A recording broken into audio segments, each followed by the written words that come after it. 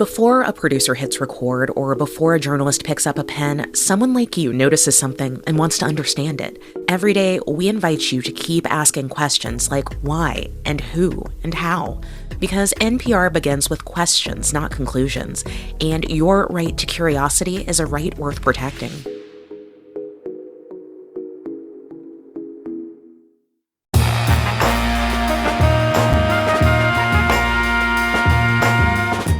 Welcome in San Diego. I'm Andrew Bowen in for Jade Hindman. On today's show, automated license plate readers are facing scrutiny in San Diego as privacy advocates push back and lawmakers debate limits on their use. This is KPBS Midday Edition, connecting our communities through conversation.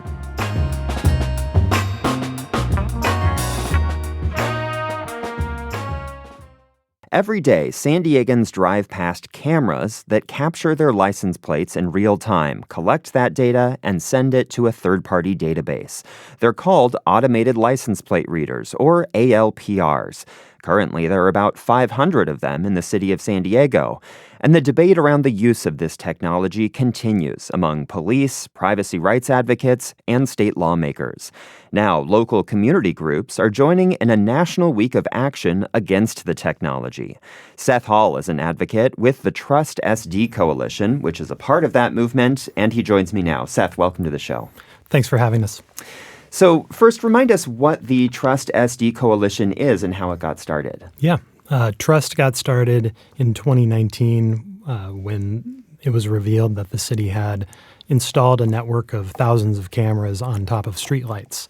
And at the time, the city said that they didn't realize that they had done that and that they wouldn't have done that in the way that they did it if they had known what they were doing. And that inspired us to help write a new law to bring surveillance technology under the oversight of city council and make sure that there was a little bit more transparency, a little bit more community involvement, and a little bit more expert involvement, and to try to make sure that something like that couldn't happen again. Now, I want to distinguish from the get-go between automated license plate readers and something like a speed camera or red light camera, which will only take one picture if a vehicle is moving beyond the speed limit or is in an intersection at a red light. That's different from ALPRs, right? Which are always capturing every vehicle and the license plate that goes by those cameras. So how does the ALPR system work? Yeah, ALPR systems have been around for decades at this point, right? They are definitely different than the red light cameras that you just were talking about. The ALPR cameras, from previous decades, literally were only trying to capture an image of your license plate. So they were positioned very carefully, and they had very specific technology to accommodate that. Modern cameras of this nature are no longer, we still call them ALPR cameras because that's the name that has stuck. But the reality is we've moved way beyond that at this point. So modern systems are really more like facial recognition for cars, right? So they are not simply looking for a license plate image. They are capturing everything about that car, what Flock in this case calls the vehicle fingerprint. It's the make, the model, the color, the direction of travel, the bumper stickers, the whole image is processed into data. And then what happens with that data once that image is captured? Sure. Yeah. It's placed into a database, and it is kept that way for however long the people who are operating that system choose to keep it for. And from there, people who use those surveillance systems can sit down and just type their questions directly into the software, ask, hey, I want to know where this type of vehicle was, or where did it go from where to where to where as it crossed multiple different cameras. And everyone is having their car captured who passes by one of these cameras, even if they're not breaking any traffic laws, not suspected of any crimes. They are captured in this sort of dragnet. That's correct. Yeah. It's important for us to know that while maybe people who promote this technology are focused on its use in criminal investigations, the reality is that it is running 24/7 all day, every day in a wide area around San Diego. So what are the Trust Coalition's main concerns with this technology and how it's being used in San Diego? Yeah, we've been working with the city for years now to to try to accommodate this request that this technology be used in the city in a safe way, right? So we've proposed many policies. We've worked with the city's Privacy Advisory Board, who is full of experts on what kind of policies would need to be in place to make this kind of system work while still being safe for San Diegans, right? For minimizing abuse, for example, or not allowing the data to escape our control and go out and be usable by somebody else. For many years, we've worked with the city on that.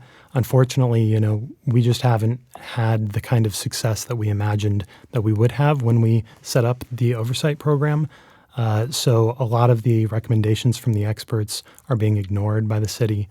Certainly the community concerns are not reaching our leaders in a way that's convincing to them. So the last time the community came out during the budget cycle, we asked that the city not close Mission Bay restrooms or public restrooms all over the city, and instead take money from this mass surveillance system and put it to those kinds of good uses instead of closing libraries or rec centers.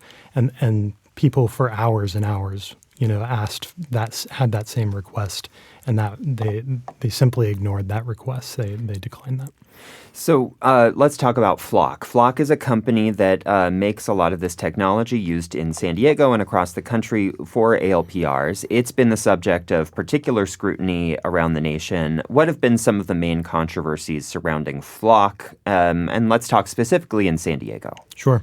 Flock in general, if you're going to look up Flock, you're going to see right now a lot of stories from all across the country of frustrated people taking matters into their own hands. That's what's happening in the news. So what's happening in San Diego? In San Diego, obviously the community has made a lot of requests over how this technology be deployed and be used. And frustration is also growing here because we feel like our leaders are also not listening to what people are asking for in this city. In the meantime, we've had examples of, we just had a recent story of a gentleman who spent 30 days in jail on the back of a Flock read and police guessing that the car that he was driving was a car that they suspected, right?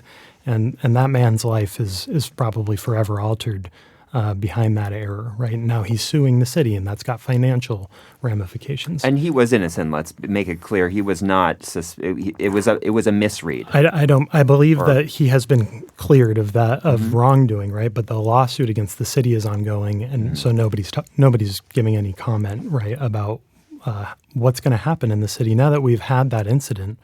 How are we going to have accountability for that? How are you and I not going to end up in that exact same situation? No comment on that from anybody because that situation hasn't been resolved yet.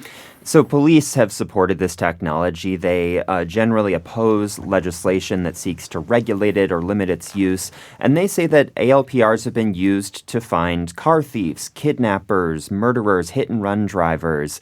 And they say that these crimes would not be solved without this technology. How do you respond to those claims from law enforcement? Sure. I think law enforcement gets to say, they have all the information on their side as far as how they use this technology.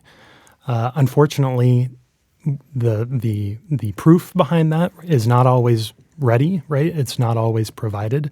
We've offered many opportunities to the city to provide data that backfills some of those claims. I think San Diegans would be really interested to know if those claims really have substance to them or whether they are just perhaps marketing items that have been offered by the company that wants to keep the technology in San Diego. Without the right transparency, we're not really sure that those claims actually can be verified, right? Certainly we cannot know if those crimes would have been able to be solved, right? And irrespective of those things, I think that the underlying problem there is one of trust, right? So if people are going to go to jail for weeks at a time, right, behind false reads, that shakes the trust in the community. And that's really a reason for the city to come out with more information, to be more transparent. And, honestly, with trust, our approach here is if this technology cannot be used transparently and responsibly, then it really ought not be used at all, right? Because the people of San Diego deserve that level of safety, and if we can't give it to them, we really just need to hit the brakes on that.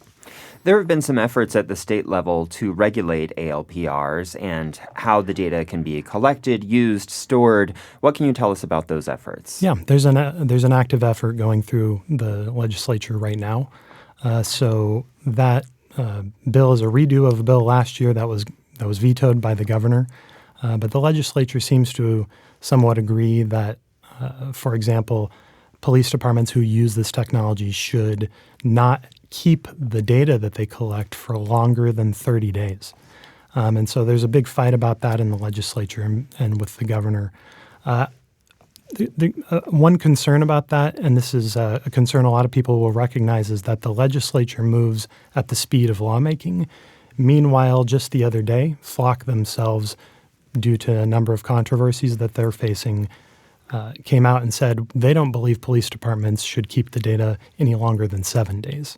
So now we have a law making its way through the California Assembly that pushes a best practice that is no longer a best practice, and that's just the nature of this technology. It moves very quickly and can change in very dangerous ways very quickly. So that's something that the legislature is going to have to grapple with. We've got about a minute left. If someone wants to know if one of these cameras is in their neighborhoods, how might they go about finding out? Do we have do we know where all of the cameras are? Yeah, we have a good idea of them. You should look up the DFlock app on your phone, and that'll help. The police occasionally also will publish a PDF on their website with some location information on them. It's a great question, and I wish we knew better and more quickly where surveillance was deployed in San Diego, and I think maybe that's an important change that we need to make for the future of San Diego. Well, I've been speaking with Seth Hall. He is an advocate with the Trust SD Coalition. And Seth, thanks very much for joining us today. Thank you.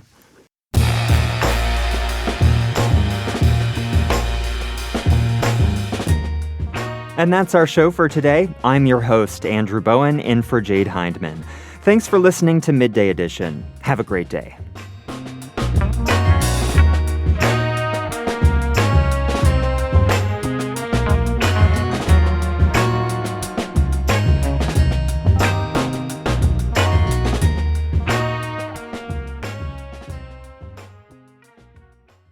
KPBS On Demand is supported by the YMCA of San Diego County.